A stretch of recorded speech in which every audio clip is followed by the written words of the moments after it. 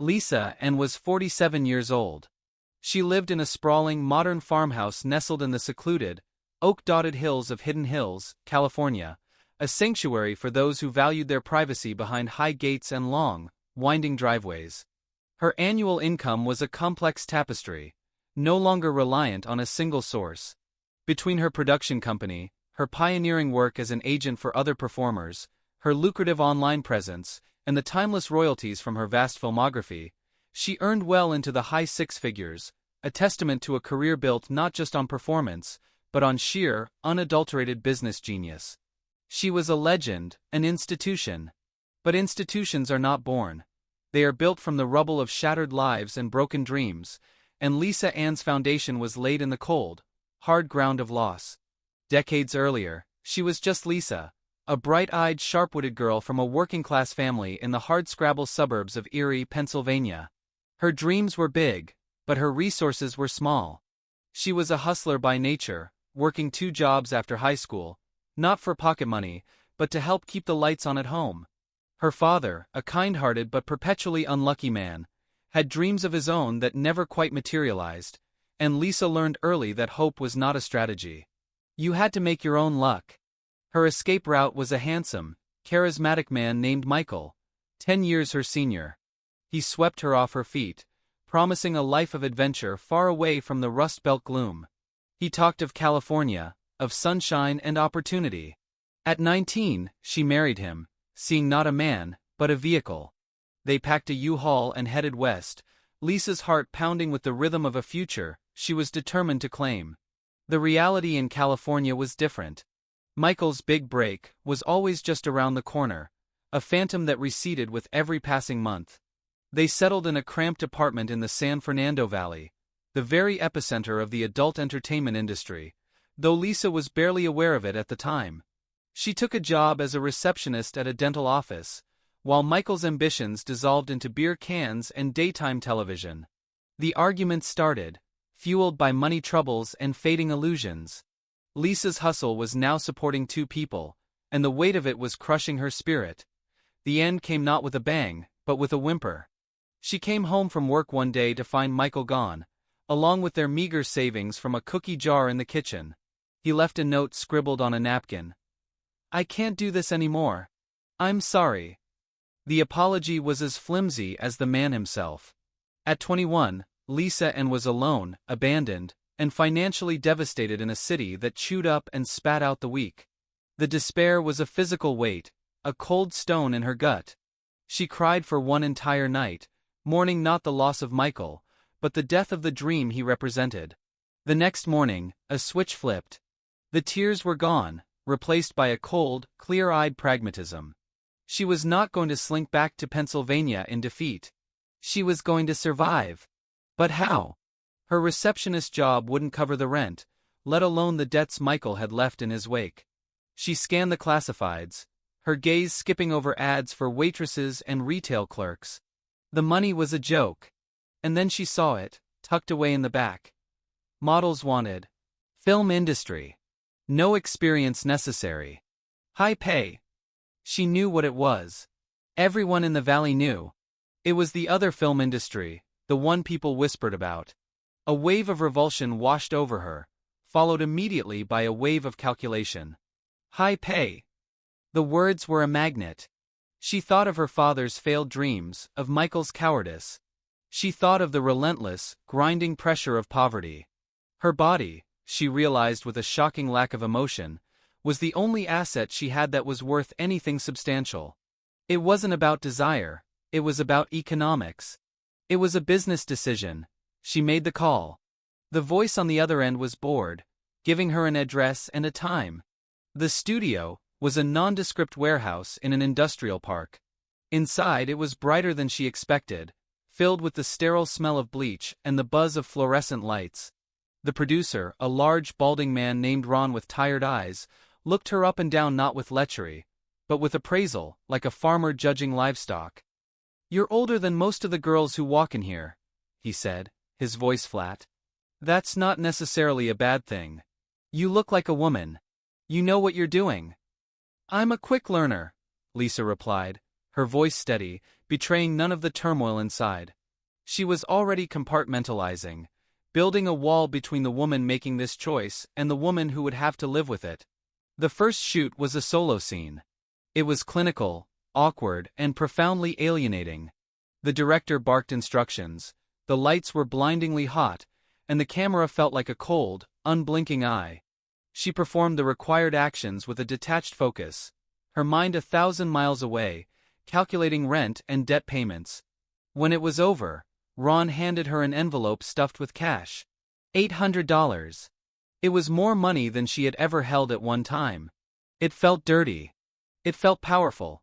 She went home and scrubbed her skin raw in the shower, but the sensation of the cash, the crispness of the bills, lingered in her mind. It was a solution.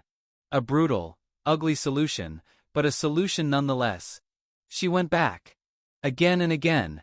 She learned the rhythms of the set, the jargon, the politics. She adopted a persona, bolder, brasher, more confident than she felt. She became Lisaann, a name she chose for its alliterative punch, a brand she was building from the ground up. The transition to boy-girl scenes was the hardest barrier. It required a level of emotional detachment she wasn't sure she possessed. Her first partner was a veteran, a quiet, professional man who treated the act like a complex dance. He was kind in his way, and his professionalism helped her through it. She focused on the technical aspects, the angle, the lighting, the director's cues. She thought about the money. $4,000. It was a life-changing sum.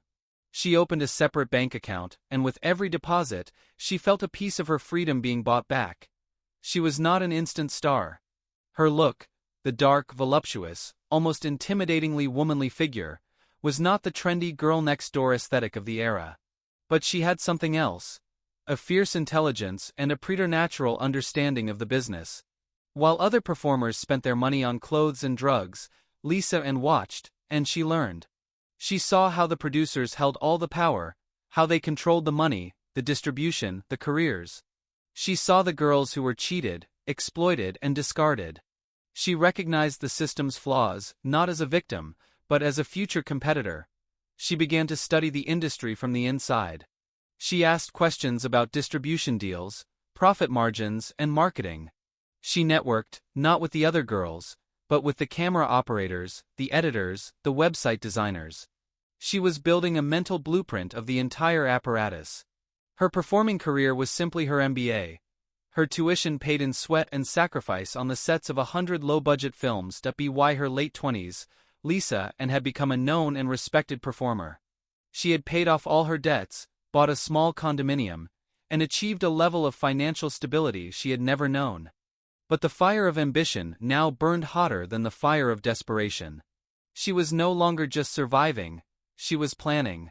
She had seen the top of the mountain from her vantage point in the trenches, and she knew she couldn't get there by being just another face in the crowd.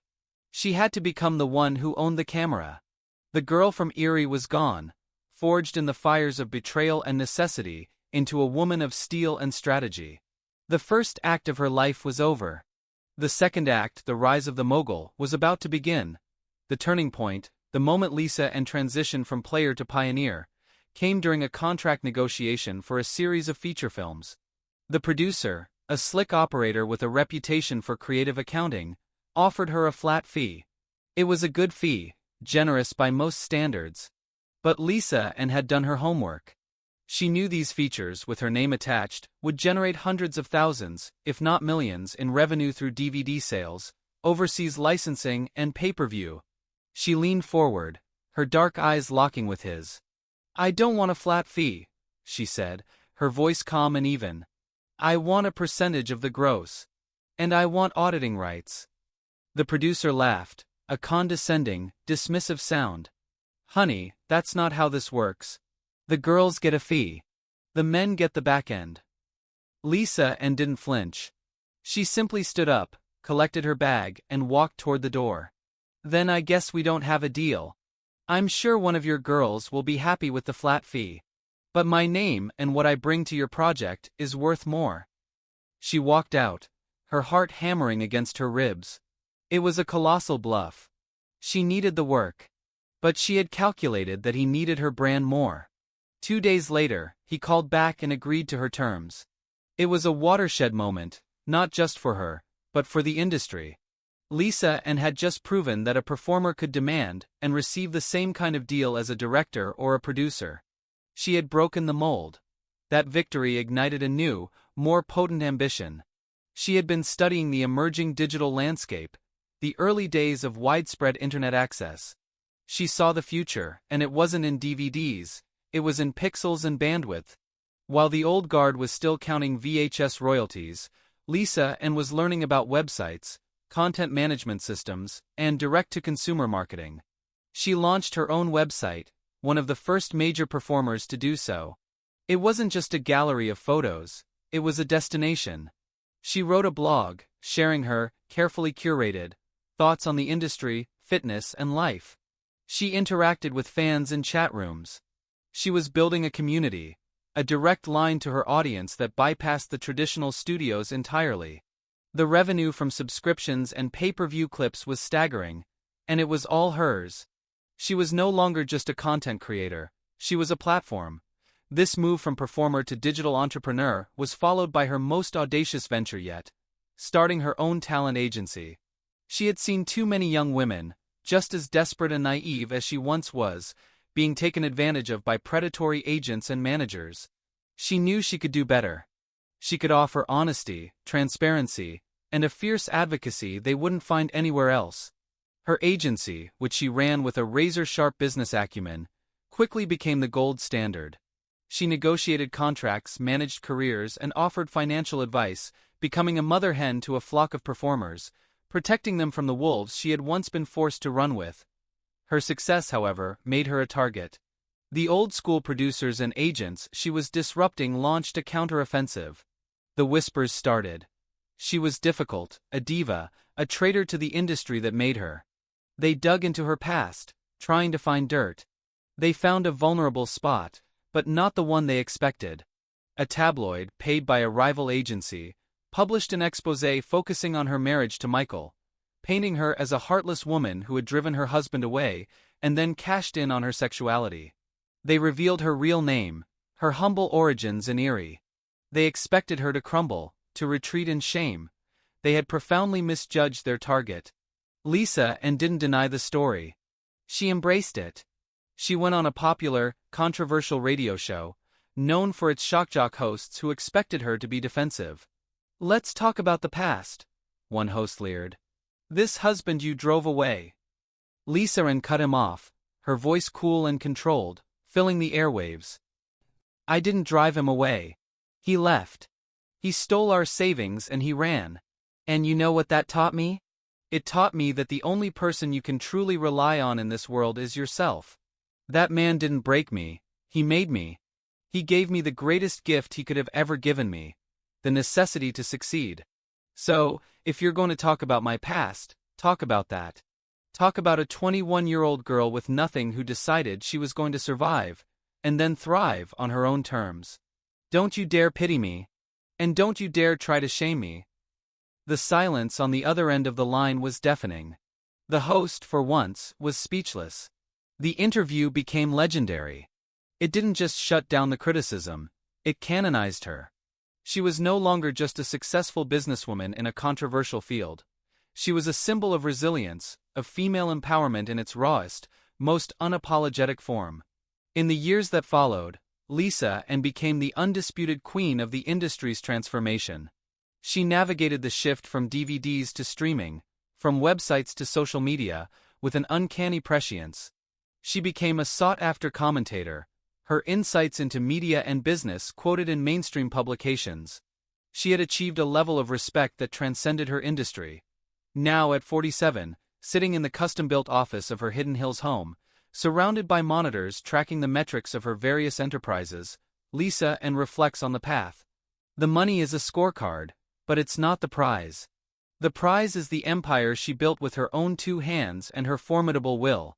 She had taken the pain of abandonment, the humiliation of poverty, and the scorn of society, and had used them as fuel. She wasn't just a survivor, she was a sovereign. The story of Lisaann is not a cautionary tale. It is a masterclass in turning trauma into triumph, in seeing opportunity where others only saw obscenity. She had looked into the abyss, and instead of falling, she had built a bridge across it, strong enough to carry not just herself, but an entire generation that followed.